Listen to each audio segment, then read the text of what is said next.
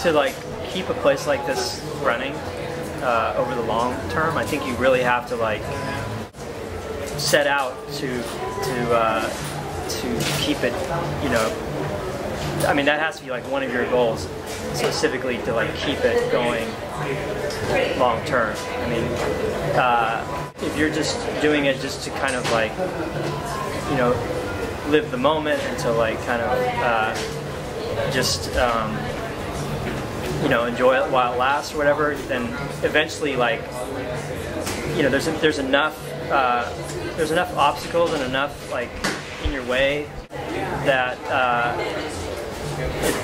something sooner or later is gonna cause you to have to, you know, stop doing it.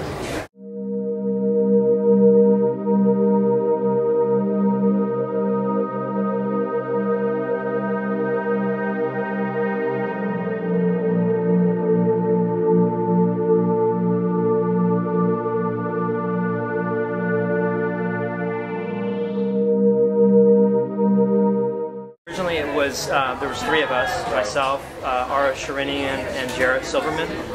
And Ara left, you know, right before we moved from North Hollywood to downtown. Was in school, wanted to concentrate on that, and so he left. And then Jarrett was here for about maybe a year or so in this location, and then he left because he was starting to want to, you know, focus more on his music.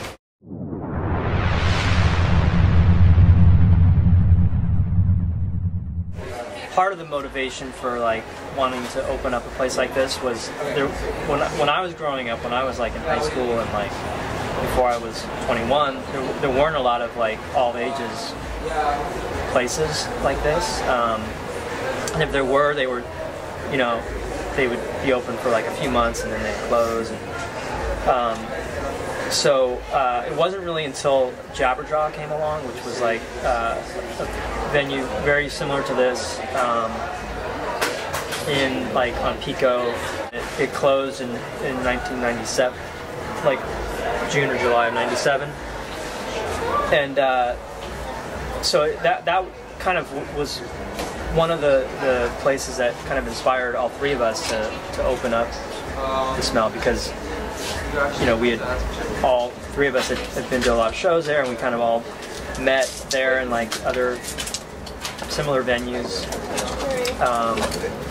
and then when it closed, and there was a couple other venues that closed around the same time, we kind of, you know, we wanted to kind of keep that spirit going, and even sort of try to, you know, improve on it. I think that's kind of what we set out to do, and I think that's what a venue should do, is to like be a place where like people can sort of come and focus on the music and the art, and without a lot of other distractions or just things kind of getting in the way of that. But there's, you know, like I said, there's a lot of people that help out, a lot of volunteers and people I can call on to like run things if I'm not around.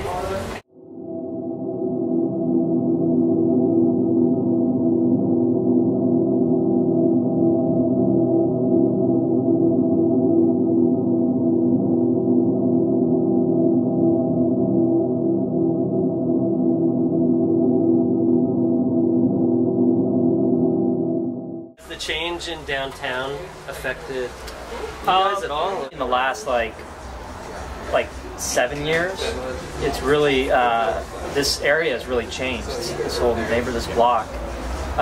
Like when we first moved down here, there was like really nothing going on. This building down here was completely empty, and now it's like that's like a, you know, like a pretty expensive like loft building, and then there's like the Edison in the basement, which is like a sort of upscale like fancy club, yeah, or whatever it is. And then they tore down the old Japanese theater and built up the downtown Independent. Right. Yeah.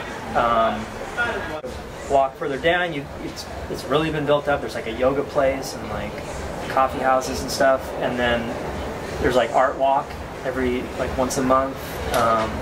So you know, I keep expecting like us to like, you know, get forced out of the neighborhood or something. Are you afraid of that? Yeah. Well, I think I was more afraid of it when the theater was being rebuilt, and I thought that would have an impact, but nothing really happened. And so yeah, I guess at this point, like I'm not really concerned.